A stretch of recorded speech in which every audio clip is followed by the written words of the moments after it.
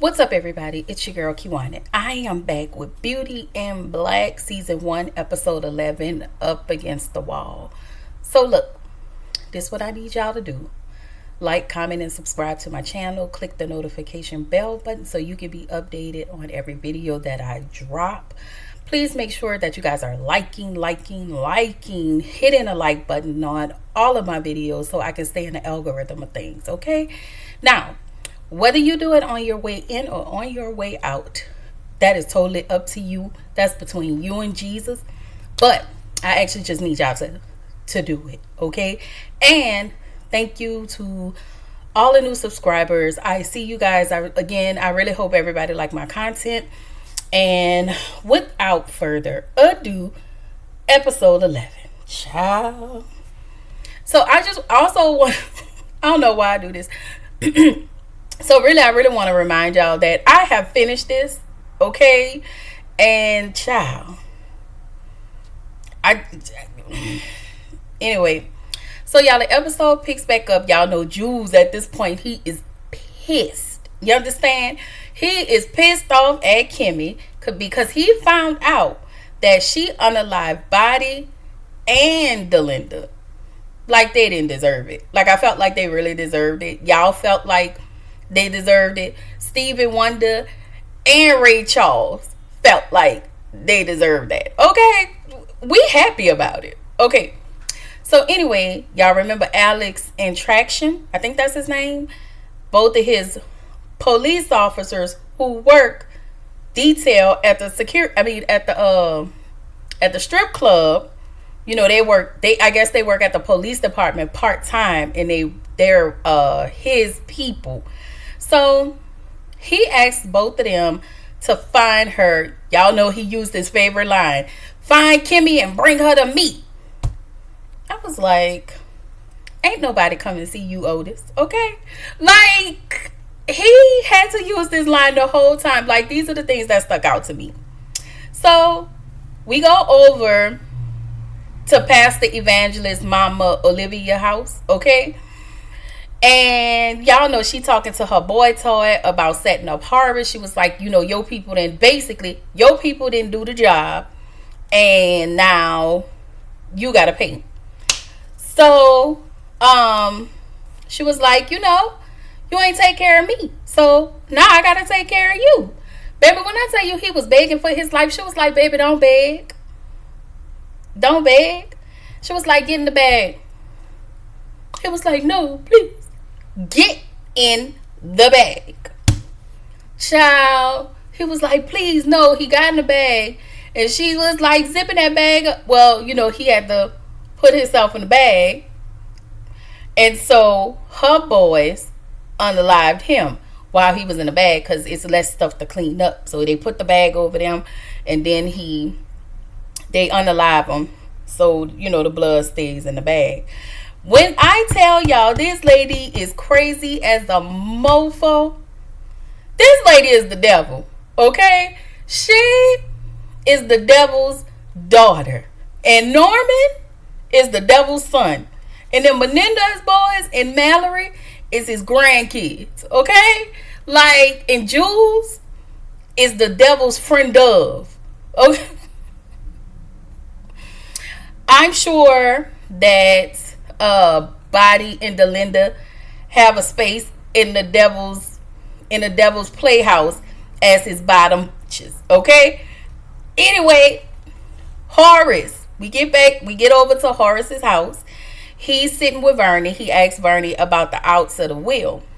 So Vernie was like, wait, if there are any felonies, any convictions, you know, they forfeit themselves out of the will. Vernie wants to know, like, basically, what are your thoughts? What are you thinking? Horace was like, if I wanted you to know, I would tell you. So, you know, Horace don't trust nobody. As a matter of fact, none of them trust each other. None of them trust anybody. So then Vernie leaves. Horace then calls Jules and asks him if he know Angel. He asked Jules if he can find Angel for him and bring him to him.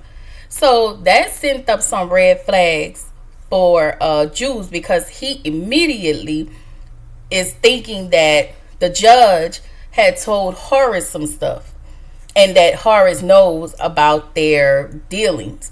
He does know, but he didn't know. He didn't find out through Angel. He found out through, what's his name, the judge, Harold. I think I said the name wrong. Harold is the judge. So he nervous. His antennas are up right now, right? So Traction, I think his name Traxon and Alex, they go over to the hospital where Rain first was admitted. That's where they left her for Zed in my Mama D voice. You left my son for dead. Okay? So that was the first hospital. So the nurse at the counter, she was like, well, I don't know where she at. And he was like, how do you don't know where she at? You work in this hospital? She was like, some people just came and took her out of here. And it was really nothing she could do. So then she gonna ask Traxon, you still gonna call me? He was like, hell no. Girl. Okay. So as Traxon and Alex is headed out the hospital, he gets another call from Jules. Jules then tells him to find Angel. And then I'm gonna call him Track, Officer Track. So Officer Track tells Jules that Rain isn't located at that hospital anymore. So now he's extremely pissed. And he was like, she probably with Kimmy. I mean, yeah and no. Yeah and no. But whatever, you don't need to know that. So Bernie. Baby, when I tell y'all Bernie is the op, I think I've grown a soft spot for Horace. That anybody who goes against him is the op. And Horace is crazy. But listen, he look good. I'm sorry, he do. I be like, my Lord. Anyway. So y'all, Bernie goes over to Charles, his boo Charles's house. He tells Charles that he just left Horace's house. And he talks to Charles about Horace possibly cutting him, Roy, and Olivia out of the will. And of course, Charles' favorite line is, I really don't give a damn. And it's just like these people have no awareness. They have, especially the sons, they have no get up, no nothing about themselves. It only affects them when it actually affects them. Okay? So, Jules calls Norman. Now, this is where his antenna, I told you his antennas done went up earlier. So, he asks Norman, Norman picks up the phone. First thing he asks Jules is about Debo. Y'all know Debo was the one that dined Kimmy out about hitting, when she ran over body. Okay, so Norman wants Debo in his possession because he wants to unalive him. So Jules was like, did Judge Harold talk to you about the conversation he had with Horace? So Norman was like, no, I haven't heard from him. I don't know what's going on. And so they have the back and forth banter like, hey, you need to talk to him. And so he was like, this is important. So, of course, Norman, favorite line, my wife is unalive, okay? And you don't care about that? Listen, it's like, they are bothering me with these lines, okay? So Norman was like, I don't really care about what the judge got to say. I wish that would tell on me. He didn't say that, but he said that without saying that, okay? I wish that would. So, Jules is just trying to cover himself, okay? Jules is all about Jules and not being found out. So, any means necessary. Jules straddles the fence. And they know that. It is what it is. So, back at the office, Mallory gets a call from Attorney Lena. And Attorney Lena calls to taunt her or whatever to let her know that their plaintiff numbers went up to 64. And I was like, dang, 64 people? Y'all must have put some terrible stuff in this doggone relaxer, okay? So Mallory tells Lena, hey, you need to speak to our attorney. You need to speak with our legal team if you have anything to say. And she should, you know. So they hang up. And so in the next scene, we see Angel driving. He gets stopped by Officer Alex and Officer Track. And of course, they take him and put him in a car. And then we head to the next scene. So back at Norman's office, or wherever Norman is, Judge Harold is over there. And so Norman was like, what did you and my brother talk about? He was like, I ain't tell your brother nothing. He lying through his big old teeth. He lied, y'all. He lied. He told that man everything. Because y'all know Horace was about to blow him up with that dynamite. These people are insane. All right. So oh Lord. And we know Norman. Norman ain't stupid. One thing I will say, none of them are not stupid. They lie so much to each other that they can recognize when another person is actually lying to them. So Norman knows that he's lying, okay? So Norman offers Harold a drink. And so Harold's phone rings and he looks at it and he puts it down. So Norman was like, check your messages. He was like, nah, I'm good. I'll check it. Norman said, check your message. I was like, ooh, checkmate. So there was a picture of Harold's daughter at her college. And this came from an unknown sender. I mean, it's so crazy how fast it takes them to get something. Okay? So Norman was like, I'm going to ask you one more time. He didn't say nothing about the picture. He didn't threaten nobody. The threat was in that damn picture. So Norman was like, I'm going to ask you one more time. Did you tell my brother anything? He started lying again. I was like, Lord, gee, you might as well tell him. Either way, these people have already decided your fate. So you might as well go ahead and tell him. But he didn't say nothing. He lied. He said, I'm going to keep the lie alive. Okay? So Norman pipe up on his favorite line. He was like, well, since my wife is unalive, nothing really matters to him. And so the judge said, I feel the same about my daughter. Like, my daughter matters to me. Well, I don't know why he said, but Harold was like, my daughter matters to me. So Norman was like, drink up. And so he did like this. And he was like, I ain't putting nothing in it. I was like, my Lord, these people are crazy. Okay? Like, they don't just do a regular unaliving. They do. But they find creative ways to unalive somebody. Like what Olivia had her goons to do. They don't get their hands dirty. It may look accidental, or they really clean it up. My Lord. So Mallory, back at the no. I'm sorry, y'all. So he was like, you can go ahead and drink it. So he sniffed it. He told him, listen, I ain't got nothing in it. When I tell y'all, Judge Harold had that drink in his hand like this. Oh, Lord. Baby, this is insane, okay? So, back at the office, Roy is out leaving to the hotel because y'all know he had asked Kimmy to meet him at the hotel. And so, Mallory saw him walking, called him in the office, and he was like, you gonna go see that snake Lena? And Roy was like, well, she'll fit in around here because and he should include him, we all a bunch of snakes. So she showed him the video of him outside arguing with the protesters and let him know that, hey, if you go and see her, look at this video is viral.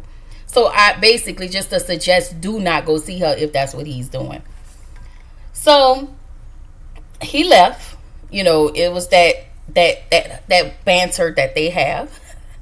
And so she asked Calvin to come coming to the office, she was like, can you follow Roy? Calvin was like, I can follow Roy, but I would have to report that to Jules, and my job is to oversee and check what you're doing.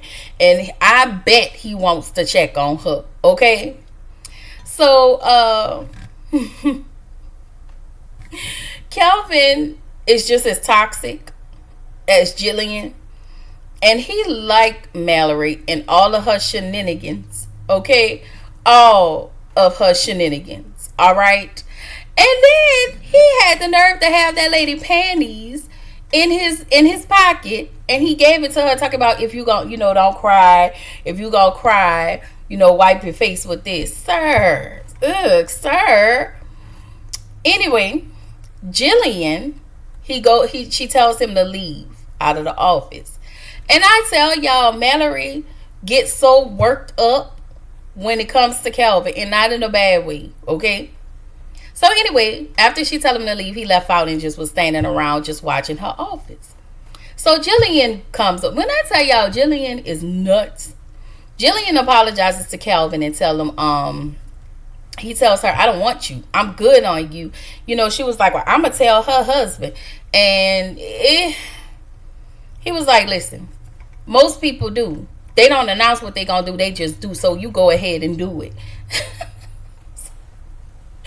Basically, he don't give a damn about you, girl. He do not want you no more. Move on. Okay? Go find somebody else. This man is over you. So anyway, Officer Track and Alex arrive at the location where they were supposed to meet. And they have, what's his name? Lord, I've been calling him Angel. Angel in the back seat with his handcuff. He was handcuffed in the back seat. So Officer Track and Officer Alex get out the car.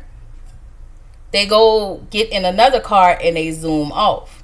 Now, I don't know if Angel was wired or the inside of the car. Somehow he was wired, okay, because they was able to listen in on a conversation. So Horace walks up, and basically Horace tells Angel, that house that I had you and Kimmy to go to, I was actually going to put y'all in that house. So Angel was like, oh, I'm sorry, trying to make him change his mind and sway him. And so he was like, nah, that's a done deal. I can't trust you. So then he asked, what about Kimmy? Is she trustworthy? And so Angel was like, yeah, she the most trustworthy person I know. And he was like, but she a whore.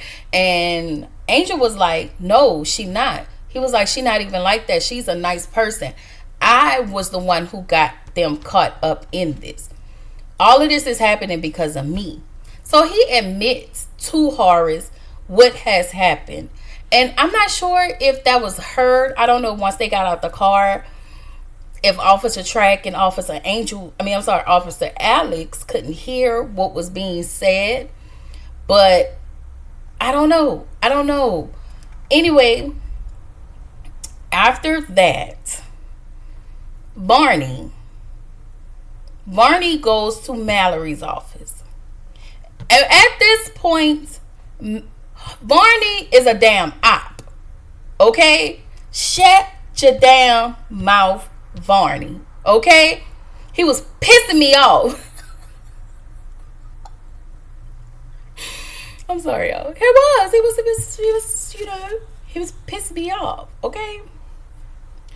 So Barney suggests to Mallory that, she should hire another litigator, and that, he lets her know that I've already talked to Attorney Lena, and he tells her to hire another litigator so they can scare the crap out of the other attorney and have them basically to kind of back down from trying to sue them.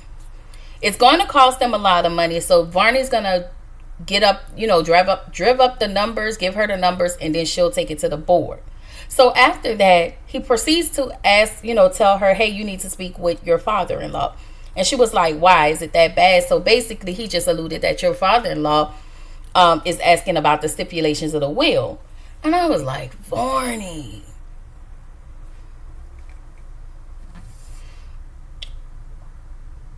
When This is what I would like Varney to know. Now I said I watched it up until I watched the last episode. So if I say this, I don't know if I skipped the episode or if he said it in the past episode. He told Varney something along the lines of, I know when you're saying stuff, like he was like, I know like what you're doing, or basically I know when you're saying stuff even when I'm not around. Like I know what you're doing even when I'm not around. Like, so I thought at that time I thought he was telling him like, I know you sleeping with my son. I think he kind of told him without telling him, and I was just like, oh, okay. But trust and believe. I wish they would have kind of expounded more on this Varney situation, but I hope in season 2, which they have been renewed for season 2, that everything come up in that will, everything that's been changed. So Mallory was like, okay, I'll talk to my father-in-law. He was like, okay, and he was getting ready to leave. So as he get up to leave out, Mallory hugs him. I think she saw Roy coming, but I also think she did that to throw Roy off, because Roy been trying to figure out who she's sleeping with. And so he comes in, he see her hugging him. He comes in, you the one sleeping with my wife, you about to get fired. Sir, ain't you going to see another woman? Ain't you going to see a whole stripper at your hotel who you've been sleeping with, and your wife been asking you whether or not you sleeping with this woman that you keep lying and denying about? We gonna get to that in the last episode, but I'm just saying, okay, your wife been asking you who you sleeping with. I'm just saying, she been on you about that, and you have the nerve, the audacity, and the mitigated galls to to check this lady about sleeping with somebody. You know what? I just can't. I can't. Okay. So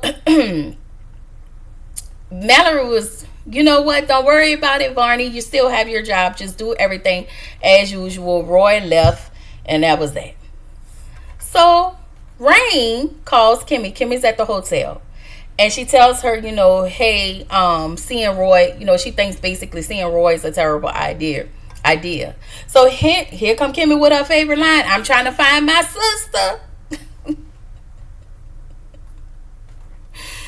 And so Rain, she was like, I'm coming to meet you there. How, sis? Because that wagon, that infected wagon, you ain't going to know. Can you even sit? Can you even sit up? Because every time we see you sideways. You laying like this. You've been laying like this since the first 2 episodes. Well, since what? Episode 2 or 3? I don't know. We're in episode 11. You still laying like this talking about I'm finna get up. How? Girl. So Rain tells Kimmy, just come back so we can talk about it. Kimmy was like, all right, bet, I'm gonna come back. She was like, you coming back now? So Kimmy was like, yeah, I'm coming back. It was just like, girl, okay, I'm coming back, whatever. So I was just really dumbfounded by Rain talking about, I'm coming to meet you at the hotel. Girl, how? Girl, them BBLs be killing y'all, okay? So inside the hotel, y'all know Roy in there sniffing at Kokiana, being rude as ever, okay? Because at this point, he let Kimmy in. So Kimmy was like, where's my sister? Roy was like, I don't know nothing about no sister. As you can clearly see, he don't know nothing about no sister. Because if he did, he would have said something, and he would have said something crazy. So she was like, Roy Bellery, and she was like, you gonna tell me where my sister is, baby? And Roy was like, how you know my name? And she was like, your wife is this, your husband, I mean, your dad is this, you own this and this and this. And so he want to know who told her. Don't worry about all that. So he get in her face. She slapped him in the face. Then she took the champagne bottle and hit him over the head and kept whacking him with it. Whack, whack, whack. And so after they did that, he got up. He yanked her. I think he clipped her somehow and she fell down, because I was looking up. I didn't see the fight in its entirety. But he was like, he told her, you hit pretty hard, you know. And so he was getting up, stumbling and all of that. The next thing I know, she ran up on him and pushed him out the window. I was like, you ain't push him out the window. Is he unalive too, baby? Because that's 3. You got 3. You apparently got 3 bodies under your belt. Even though y'all know I said I'll watch this to the end. But you got 3 bodies under your belt. When I tell y'all, this rage in Kimmy is what I've been looking for. I am so grateful. I am so glad that Juan Dixon is listen. I am super grateful, okay? Because Kimmy, she has made me proud. She is no longer letting people bully her. Okay, now sis need to learn how to fight. But she is no longer allowing people to bully her. And I just, as the proud mama bear, I really just want to say how proud and happy I am of this moment. Because I've been waiting 8 episodes for her to do something. Okay? Whew. Anyway, I just don't know when I'm going to bring 12. But trust and believe, I will try to have all of this stuff up throughout the week. And don't forget, today is Wednesday, so tonight I will bring y'all the season finale of Sisters. Y'all, listen, Tyler Perry is just doing the doggone thing, okay? Because not only this is good and they're being renewed for season 2, y'all, Karen about to go into labor. Thank you, Tyler Perry. You've been listening to us, okay? Anyway, I will see y'all in the next video. Bye.